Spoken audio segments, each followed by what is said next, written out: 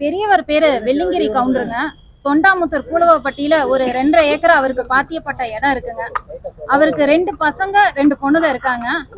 பெரிய பையன், இன்னொரு பொண்ணுங்க, இன்னொரு பொண்ணு விடோங்க, சின்ன பையன் ஒருத்தர் இருக்காருங்க. இவரு 2வது மகன் வந்து வங்கியில ஒரு கடன் வாங்குறாருங்க. அந்த இடத்து மேல பெரியவர் கேரண்டரா கையெழுத்து போடுறாரு. அது வந்து பேங்க் மூலியமா ஏலத்துக்கு வருது. அந்த சூழ்நிலையில அந்த இடத்த மீட்பதற்காக ஒருத்தர் ஒரு 30 லட்சம் கடன் வாங்குறாங்க. கடன் வாங்கும் நபர் வந்து திமுகவை சேர்ந்தவர் ஈஸ்வர்மூர்த்தி அவர் பேருங்க. அவர் என்ன சொல்றாருன்னா 13ஆம் தேதி 13/2/2023 அன்னைக்கு எல்லாத்துக்குமே, அதாவது ஒரு குறிப்பிட்ட அக்கௌண்ட்ல 30 லட்சம் என்னால ஆர்டிஜிஎஸ் பண்ண முடியாது, நான் வந்து 4-5 பேர்த்தோட கணக்குலையும் நான் ஆர்டிஜிஎஸ் பண்றேன் அப்படின்னு சொல்லி தான் பிரிச்சு ஒவ்வொருத்தரோட வங்கி கணக்குக்கு அனுப்புறாங்க. அதே தேதியில அவங்கவுங்க அந்த வங்கி கணக்குல இருந்து பணத்தை எடுத்து பேங்க்ல இருந்து பேரண்ட் டாக்குமெண்ட்டை திருப்புறாங்க. திருப்பிட்டு வந்து அடமானம் பத்திரமா அவருக்கு எழுதி கொடுக்கறதா தான் பேச்சுங்க. எழுதி கொடுக்க போன இடத்துல அவர் அதை வந்து கிரயமா பதிவு செஞ்சிருக்காரு. பெரியவருக்கு என்ன நடக்குதுங்கிறத தெரிஞ்சுக்க முடியாத ஒரு சூழ்நிலை. இங்க இருக்கிறவர் அவர் கைரேகை தான் வைப்பாரு. இவங்க யாருக்குமே படிப்பறிவு கிடையாதுங்க. அது என்னங்கிற வார்த்தையை படிக்க கூட தெரியாது, அவங்களுக்கு கையெழுத்து மட்டுமே போட தெரியும்.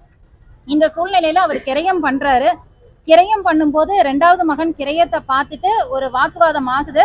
ஆனா அப்பதைக்கு கடனை உடனே திருப்பி கொடுக்க முடியாத சூழ்நிலையில நான் உங்களுக்கு மறுக்கிரயம் பண்ணி கொடுத்துட்றேன்னு அப்பதைக்கு பேசி அமிக்கபலா முடிக்கிறாரு.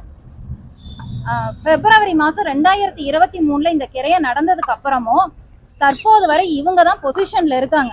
அங்க விவசாயம் பண்ணிட்டு இருக்காங்க. இப்ப வரைக்கும் சோளம் போட்டிருக்காங்க. இது அவங்களுக்கு வந்து அந்த கிரயம் நடந்த விவரமே தெரியல. ஏன்னா தாங்கள் தான் விவசாயம் பண்ணிட்டு இருக்காங்க, அந்த இடத்துல இருக்கும்போது நம்ம அடமானம் கொடுத்துருக்கோம் அப்படிங்கிற விஷயம் மட்டும் தெரியுது. 2023 12வது மாசம் நம்ம 2வது மகன், அவரோட 2வது மகன் கடன் வாங்கின நடராஜ் வந்து அவர் தரப்புல வாங்கின கடன் வட்டியோட 6,25,000 அவரோட வங்கிக்கே செலுத்துறாருங்க. இது மாதிரி மறுக்கிரயம் பண்ணி கொடுத்துருங்க, ஒவ்வொருத்தர் அக்கௌண்ட்ல இருந்து நான் திருப்பியும் ஆர்டிஜிஎஸ் பண்றேன்னு. ஆனா அவர்கிட்ட இருந்து ரெஸ்பான்ஸே இல்லை. ஸோ ஒருத்தரோட அமௌண்ட்டை கொடுத்துட்டோம், மற்ற அமௌண்ட்டை வாங்கவும் அவர் முன் வரல, எதுவுமே பண்ணலைங்கும் போது ஒவ்வொருத்தர் பேச்சுவார்த்தை நடத்திக்கிட்டே இருக்காங்க. இப்ப பண்ணிக்கலாம், அப்ப பண்ணிக்கலாம், பையன் வெளியூர்ல இருக்கான். இந்த கிரயம் வந்து அந்த ஈஸ்வர்மூர்த்தியோட பையன் அபிஷேக் அண்ணாங்கிறவர் பேர்ல தான் வாங்குறாங்க. பையன் வெளியூர்ல இருக்கான் அப்படின்னு சொல்லியே காலந்தாமதம் பண்ணிட்டு வராங்க. இன்னைக்கு மாலை ஒரு 4 மணி இருக்குங்க. சடனா ஒரு 10 ரவுடிகளோட உள்ள வராங்க. ஒரு 20 பேர் ஃபென்சிங் போடுறதுக்காக ஆட்களை கூட்டிட்டு வராங்க. பயிரிடப்பட்ட இடத்துல வண்டியை உள்ள விட்டு கல்லை இறக்கி ஒரு 10 நிமிஷத்துல ஃபென்சிங் போட ஆரம்பிக்கிறாங்க. நாங்க உடனே 100க்கு கூப்பிடுறோம். 100க்கு தகவல் சொன்னோனையும் காவலர் நிலையத்திலிருந்து காவலர் வராங்க. ஆனா வந்த காவலர்கள்ங்க அவங்களுக்கு உதவி பண்ணி ஃபென்சிங் போட வச்சுட்டாங்க.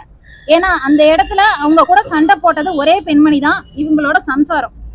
அந்த அம்மாவை ஸ்டேஷன்ல வச்சு பேசிக்கலாம் வாங்கம்மான்னு ஸ்டேஷன் கூட்டிட்டு போயிடுறாங்க.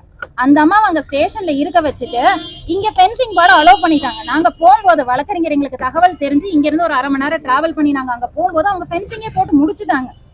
பாதி அளவு முடிச்சாச்சு. ஜேசிபி ஓட்டு இடத்த கிளீன் பண்ணிட்டு இருக்காங்க.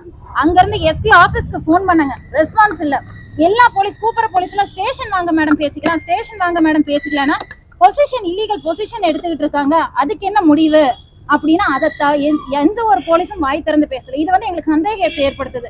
போலீஸ் தான் அவங்களுக்கு பொசிஷன் எடுத்து கொடுத்துருக்காங்களோங்கிற என்ன சொல்லணும். வந்த போலீஸ் பொசிஷன் எடுக்கிறத நிறுத்துங்க, 2 தரப்பு உட்காந்து பேசலாம், என்ன நடந்துச்சுன்னு விசாரிச்சுட்டு பொசிஷன் எடுக்காதீங்க, அதெல்லாம் உங்க பிரச்சனை.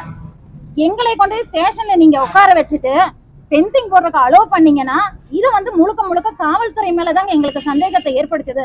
காவல்துறை 100% உடந்தையாக இருந்து அந்த இடத்த பெரியவர்கிட்ட இருந்து புடுங்கி ஈஸ்வர்மூர்த்தி கையில கொடுத்ததாவே நான் குற்றம் சாட்டுறேங்க.